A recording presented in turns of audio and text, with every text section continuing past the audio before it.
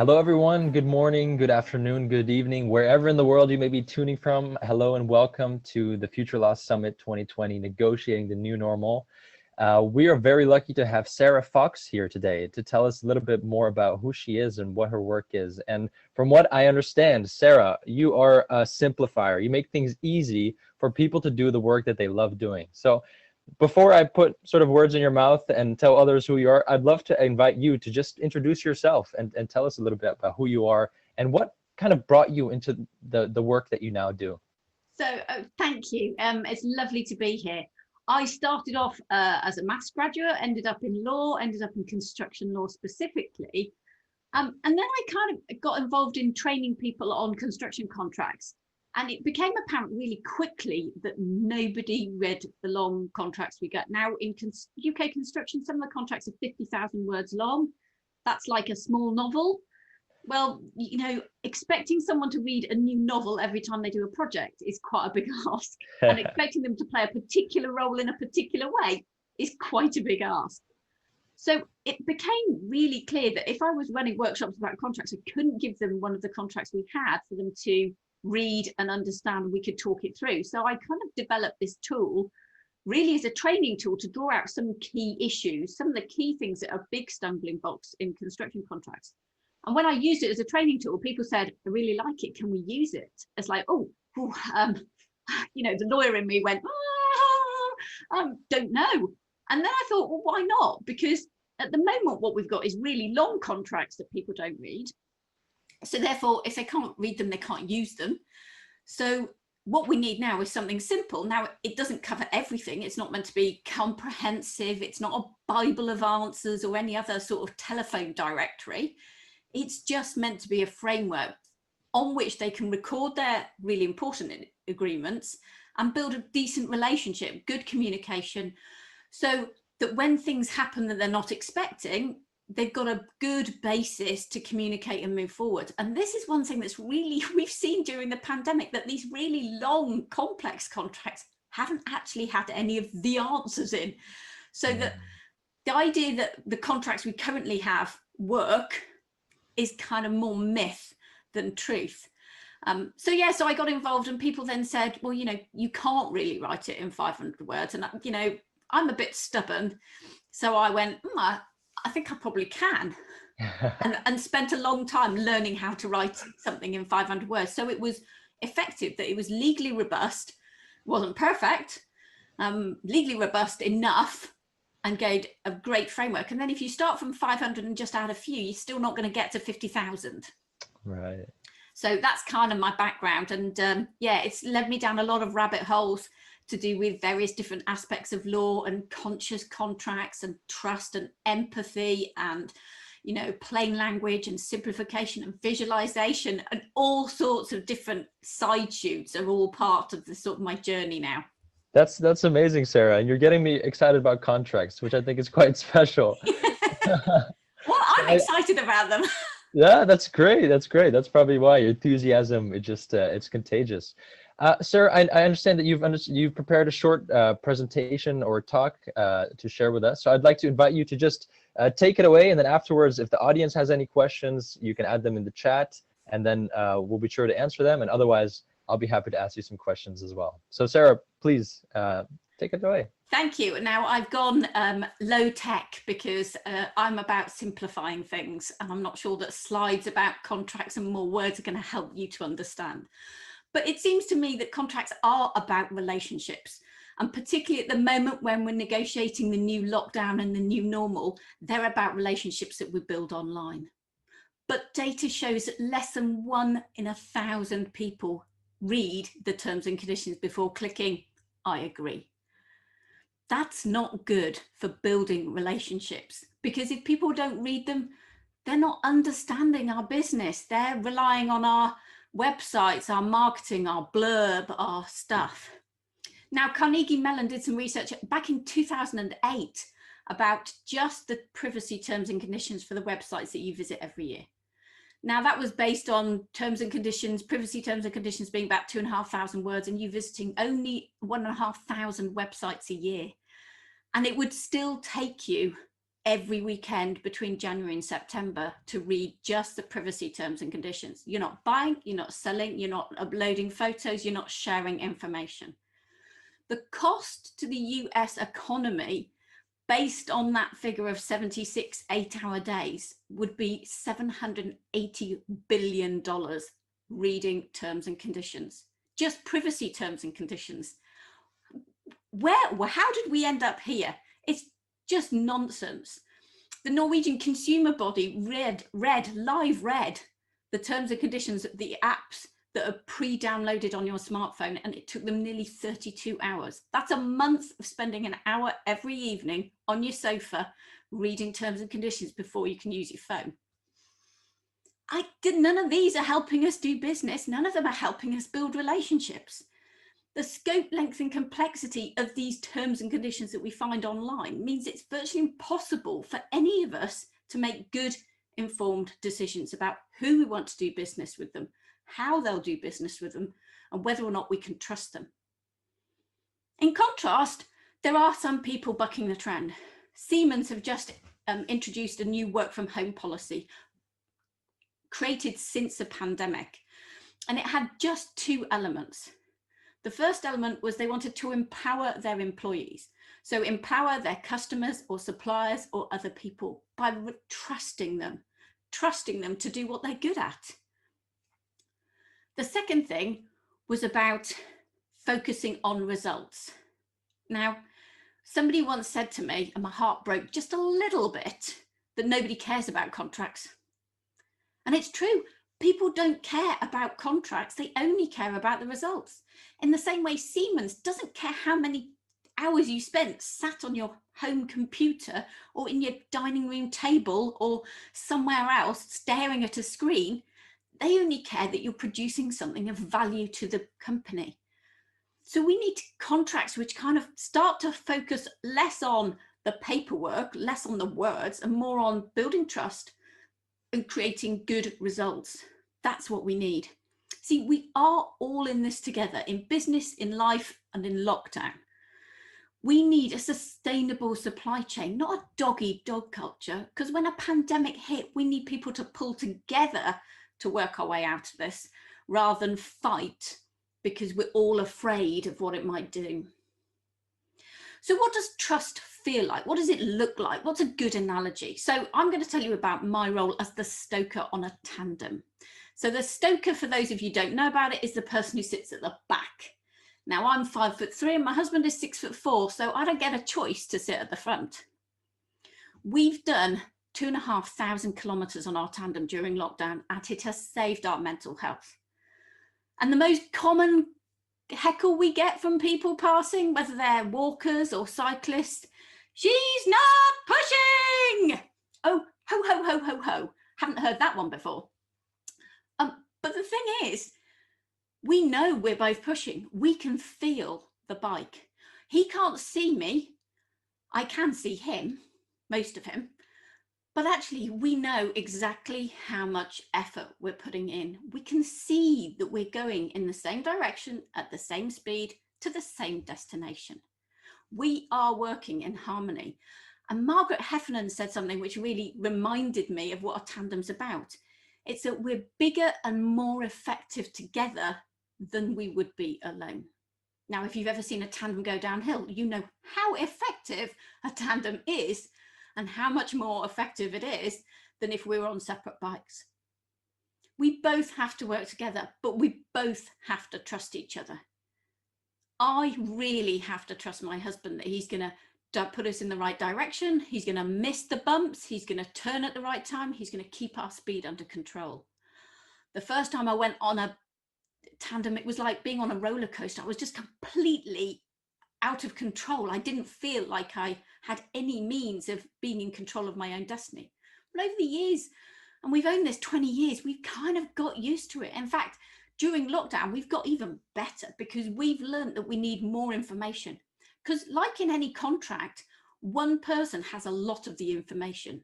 I am basically functionally blind. I can't see ahead of me at all. From about there to there, I can see nothing except my husband's beautiful broad back. So I have to trust him. that he's going to give me the information I need to play my part. So we developed some codes. Particularly when you're cycling downhill, you have literally one opportunity to get their attention. So we've got codes for braking when we're going downhill. We've got codes for short, sharp hill that we need to pedal up really fast. We've got codes for bumps in the road so that I can just lift my bum off the saddle just a little bit to stop a nasty knock. So over time, the tandem has helped to develop our trust. It's brought us closer together because we both know that what we want to achieve, that we're heading in the same direction. See, a tandem is about trust, complete and utter trust. And that trust has created a sense of solidarity because we're collaborating with each other to get up these hills. We're not competing. He's way faster than me up hills. Trust me on this. He's a much better cyclist than me. But together, we're stronger. Together, we have more. Together, we're just creating something bigger and better than we would be alone. Now, it's not a perfect analogy with contracts, but we do need trust in our contracts. In March 2019, the UK public found out something which horrified them. £13.8 million of taxpayers' money had been paid to Seabourn Freight, a company who were going to provide ferries in the event of a no-deal Brexit. Now, I'm not going to get political, but what happened was somebody looked at Seabourn Freight's digital footprint, looked at what they said about their company online. And the problem with Seabourn Freight is their terms and conditions were more suited to pizza delivery than they were providing ferries. That's a shock. That broke the trust of the British public. See, good contracts build trust, but bad contracts, inappropriate contracts, complex contracts, they can break trust. Or the ones that are fairly good but have a few little niggles in, they stoke mistrust because people think the little niggles won't work in their favour. Trust is critical if we're going to do business, particularly in times of massive volatile uncertainty, where change is coming from all directions that we can't even control, where what we thought we had agreed to 6 months ago doesn't really reflect where we are now. So trust is really important in contracts. And I think it's more important than anything else we can do. But as introduced, I am kind of the queen of simplicity. So I like simple contracts.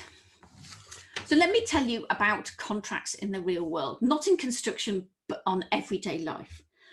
So a few years ago, we bought my mother-in-law a Kindle. She's a big traveller. She goes to lots of summits, not like this sort of summit, I mean mountains. And we bought her a Kindle. And 12 months later, we're sitting down, cozy Christmas again. And I said, rather smugly, thinking we played a blinder by buying this present, how are you getting on with your Kindle? Well, it turned out that we'd forgotten one key thing about my mother-in-law, is that she is a bit of a stickler for following the rules. And she'd opened her Kindle and it said, please read the legal stuff before you sign up to your Kindle. Well, she's a very busy woman. She's volunteers doing all sorts of things. She's the sort of person who retired and is now busier than ever. And she hadn't yet got to the end of the legal provisions on her Kindle. Now, she might not have had to read all of these, but you might be able to see that there are 379 pages of legal on a Kindle. Now, as an author, I understand that by providing my books digitally, it's really easy for people to copy them. And I really don't want people ripping off my stuff. It's taken me 25 years to learn this and to write it into books. I really don't want people to copy it. I get that. But 379 pages? Are they assuming that a 79-year-old grandmother from the northeast of England is going to hack into the Pentagon? Those 379 pages do not build trust because, frankly, nobody's read them. I might have to say, neither have I. But those 379 pages aren't helping my mother-in-law to understand what she can do with her Kindle. All she wants to do is read a book. She gets that. How long does it take to say that? This is not how contracts should work. They shouldn't be about It should be about recording what you can do, not telling you what you can't do consistently, stuff that you'd never even thought of, the dog in the microwave myth. It should be about drawing people in who want to use your product, who want to rave about it, not freaking them out.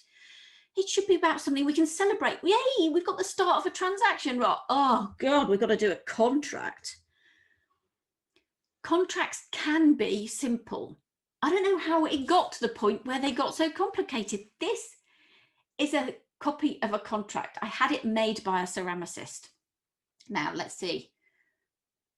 So it fits in the palm of my hand. That's pretty good. How many contracts do you know that fit in the palm of your hand that aren't on a proper tablet, not a clay tablet?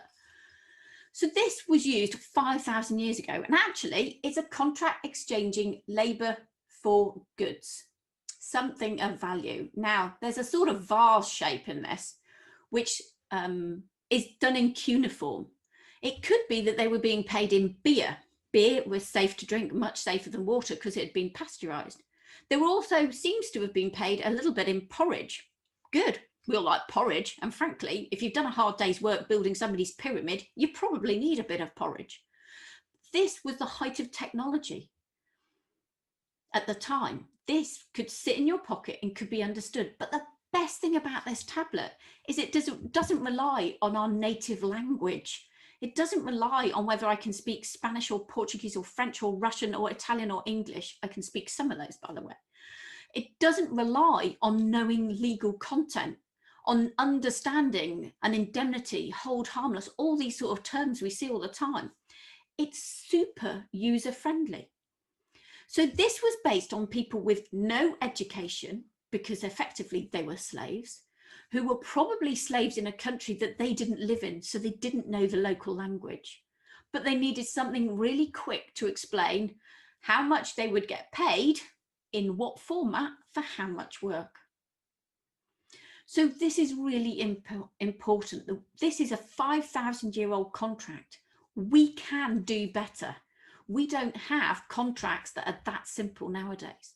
But in these times of uncertainty, we really do need to keep it super simple.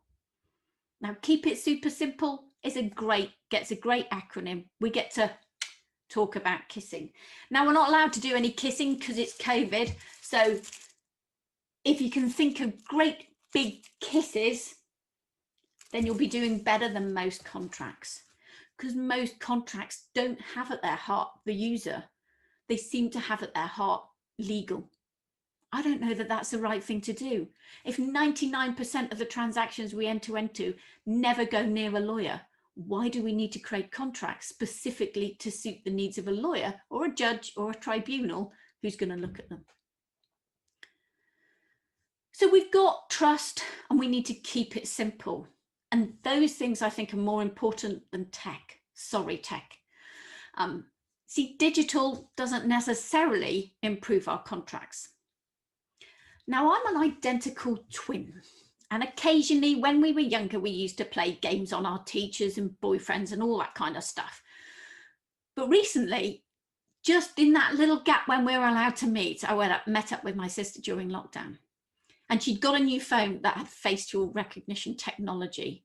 And I thought, I'll tell you what, I wonder if I can log into her phone. And blame me if I couldn't. My sister was absolutely horrified. The tech, who's meant to identify precisely the owner, so only she can log in, allowed me to log into her phone.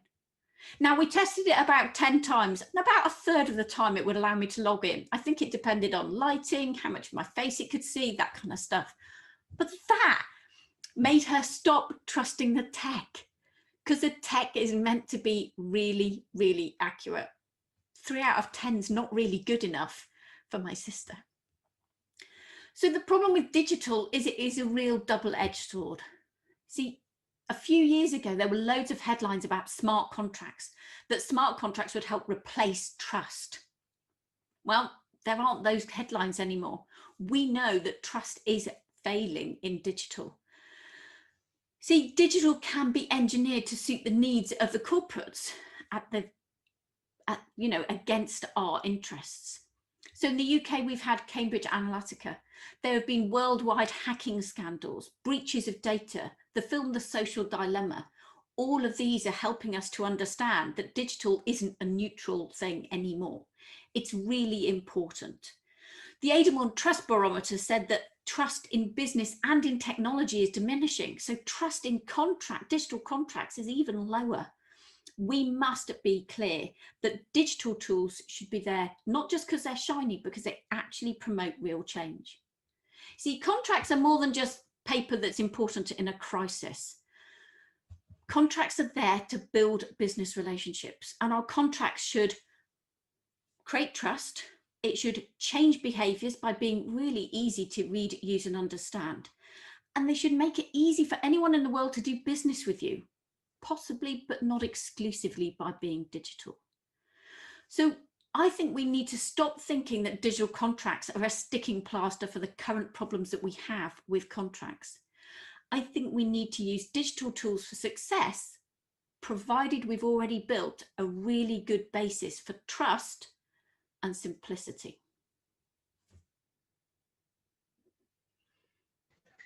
Wonderful, Sarah. Thank you so much for sharing that. And again, as I mentioned at the beginning, this all sounds so cool now.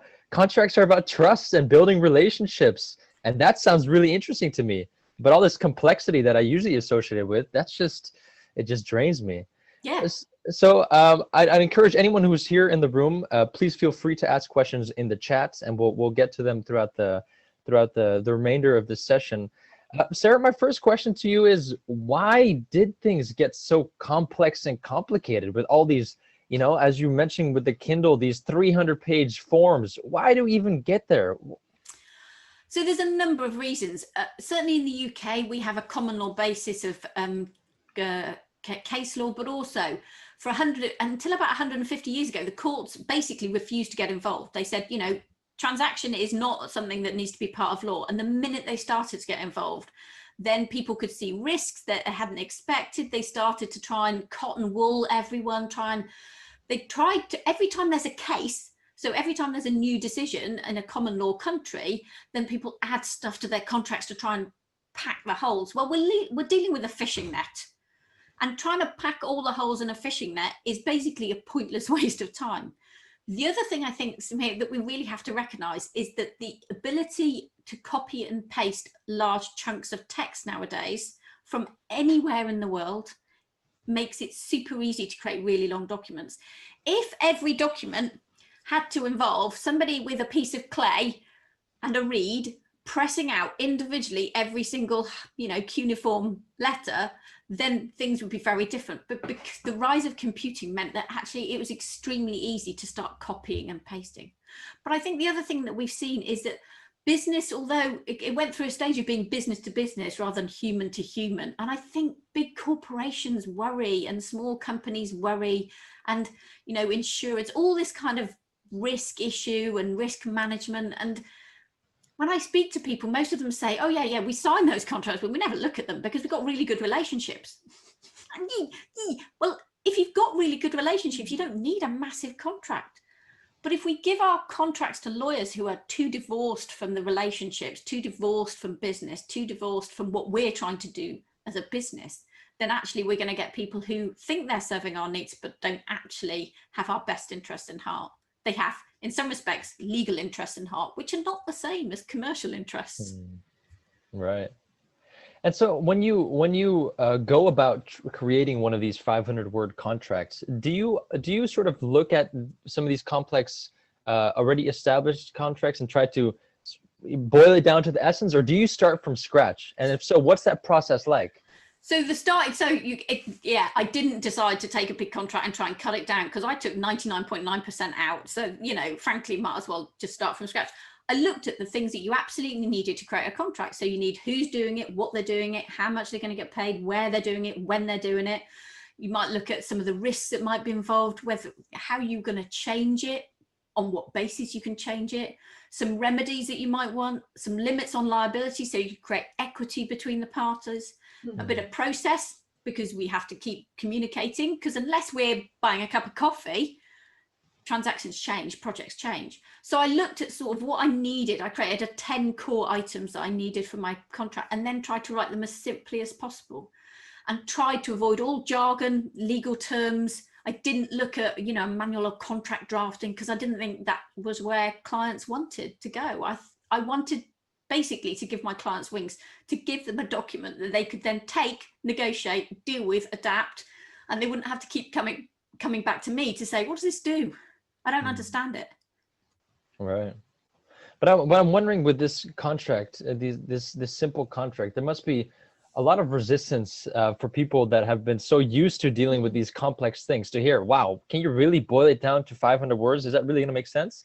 And so what are there some of this resistance? Do you face some of this resistance? And if so, how do you deal with that? Well, yeah, okay. So it's really interesting, because some disputes lawyers say you can't do it because there'll be too many gaps. It's like, well, there's gaps in 50,000 word contracts. So, what's the difference? It's just we've saved a load of time up front. Somebody in business said, well, actually, I like the idea of making it super quick to transact, and all the time, effort and money that we would have put into in negotiating really complex contracts. When we have issues on the project, we'll put it into sorting the issues out as they arise. Because actually, issues are still going to arise. We've now just got a big pot of time, money and energy, and some really goodwill to sprinkle through this project instead. A lot of lawyers say, do you know what, God, I'd love not have to argue about an entire agreement clause, or a specific twitchy clause that virtually never comes up, but they always end up arguing about. They'd love to focus on the big picture. That's what intelligent people want to do. They don't want to be arguing about the nitty gritty. It's like toddler games. We've all grown over these, but so I think a lot of the real resistance is people saying, prove that it works. It's like, but there are millions and millions of companies globally who never see a lawyer, who do all their projects without writing long, complicated contracts. They still exist. So why are we worried that we have to prove it with multi-million? It's not designed for multi-million projects, but why do we have to prove it? If everyone else can kind of make it up as they go along, why can't I? Right. Makes complete sense. I'm wondering, Sarah, from your perspective, in the context of the summit, we are trying to negotiate the new normal. We recognize that things aren't working well in so many different ways. There's so many problems, and these, complex contracts have a role to play in that. So if we're thinking in the frame of negotiating the new normal, how would you sort of, think about how simplified contracts and smart digital contracts, what sort of role do they shape, and what do they sort of unleash in society in a broader sense? Well, it's really interesting, because the World Commerce and Contracting did some surveys during the pandemic, and loads of the business people said they wanted a more trust, more collaboration, more working together going forwards, more equity in business. So people want it, they just don't know where to start. And I think, rather than tweaking at the edges of what we've currently got, let's just revolution. Let's start somewhere different, because this is a new normal. We don't know what the future holds. There's massive uncertainty. All the contracts we had worked when we had certainty. That was fine. They don't work with this. So if we want to negotiate these new times, we need new tools, and we need tools that work virtually, that work globally, that work with ethics and equity, that actually draw the world together, rather than try and tear it into two-party games all the time. It shouldn't be a tug of war. We shouldn't have all this battle terminology when it comes to looking at contracts, which we do. We should have a much more sort of, how do we do this in a way that works, that democratizes contracts, that makes it accessible for small businesses and really small micro businesses around the world actually run the world in lots of respects. So, it's really important that we can create a tool which works for anyone, anywhere, on any project, rather than trying to make it complicated. And Sarah, as we're getting to the close of our time here together, I would like to ask you, what is something that you'd like to share with all the people that are here at the summit? Just a nugget of wisdom. You already shared so much, but there's lawyers here, there's activists, there's people from a whole range of disciplines that are trying to do good in the world. So what would you say to them, based on your experience in smart contracts, or even just generally, that a message you'd like them to take away with them? So I would say, if anyone ever tells you you can't write your own contract, you need a lawyer, just ignore them. You can. You know your business, you know your clients, you know what they need. Just write it in words that you understand and they understand. Get on and do it, because it's going to take a groundswell of people doing it themselves before lawyers begin to change. Amazing. Sarah, thank you so much for being here at the summit. It was a pleasure talking to you, and I have a renewed interest in contracts, honestly, to enable trust and flourishing. And I do think that that's really, if we're talking about the new normal, that's where it should be. We should trust each other again and work with each other and get excited. And I think it's all possible. So thank you for enlightening me on that and sharing your words, your kind words with all of us. You're welcome. It's been a pleasure. Thank you, Sarah. And thank you all of you watching. Take care. Bye-bye.